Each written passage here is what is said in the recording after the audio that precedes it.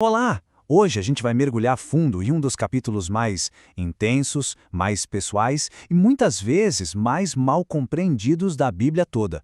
Romanos, capítulo 7. Ok, vamos começar por aqui. A Bíblia é bem clara, né? Ela fala de uma vitória decisiva sobre o pecado para quem crê. Lá em Romanos 6, o apóstolo Paulo basicamente disse que a nossa antiga natureza, o que ele chama de velho homem, foi crucificada junto com Cristo.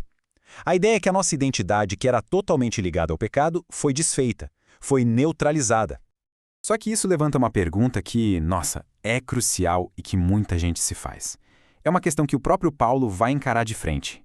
Se a gente é livre, por que a luta contra o pecado ainda parece tão real no nosso dia a dia? Bom, para a gente entender essa batalha, primeiro a gente precisa entender que tipo de liberdade é essa que já foi conquistada. E aqui a gente chega num ponto fundamental. Existe uma distinção muito clara entre a nossa posição em Cristo e a nossa experiência na carne. Pensa assim, uma coisa é a nossa realidade legal, diante de Deus. Ali, fomos declarados livres do domínio do pecado, ponto final.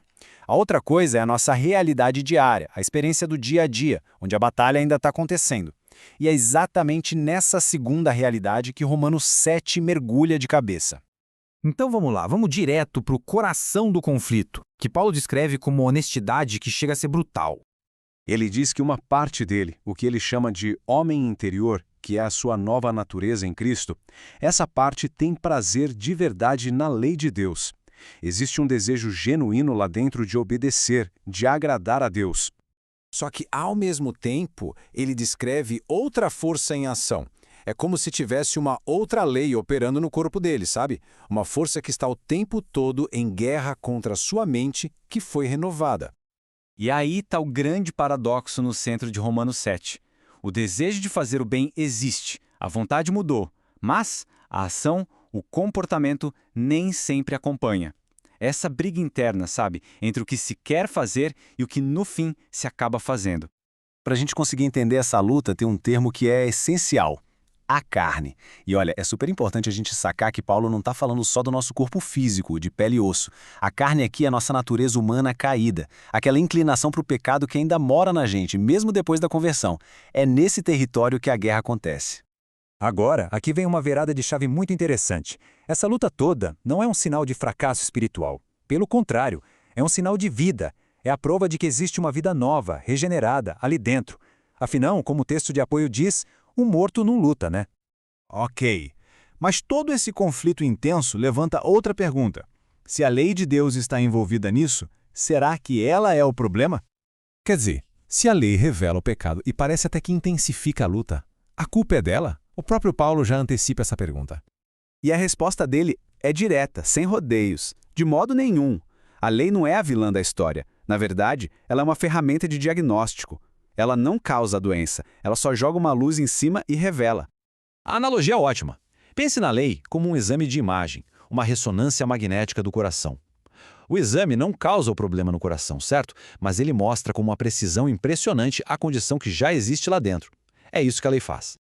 O que acontece é que o pecado, que é o verdadeiro inimigo, ele meio que sequestra a lei, que é boa, e usa ela para os seus próprios fins destrutivos. O pecado pega um mandamento bom e usa como um trampolim para o ataque. E quando a gente percebe isso, que nem a nossa própria força, nem mesmo a boa lei de Deus podem nos salvar, chegamos a um ponto de virada crítico. E aí vem aquele grito. Mas olha que interessante. Esse não é um grito de desespero final de quem jogou a toalha. É um grito de reconhecimento. O foco muda de o que eu posso fazer para quem pode me resgatar. E a beleza do texto é que ele não deixa essa pergunta no ar. A resposta vem em seguida, e ela é imediata e muito poderosa. O resgate não vem de um sistema, de um plano de autoajuda, de um método, vem de uma pessoa, Jesus Cristo. O que isso significa na prática? Que o Evangelho não é um período de teste para ver se a salvação vai pegar. Não é uma espécie de liberdade condicional. A salvação é um ato definitivo de Deus. Então, a luta, ela não desaparece.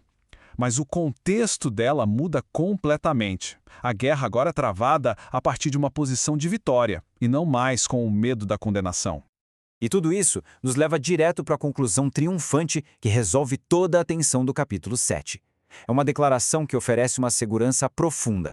No fim das contas, o Evangelho não promete uma ausência de luta, mas garante uma ausência de condenação. E essa mudança de perspectiva, ela é tudo. Então, a questão que fica para a gente pensar é: como essa compreensão transforma a jornada de crescimento e a percepção da graça na vida de alguém?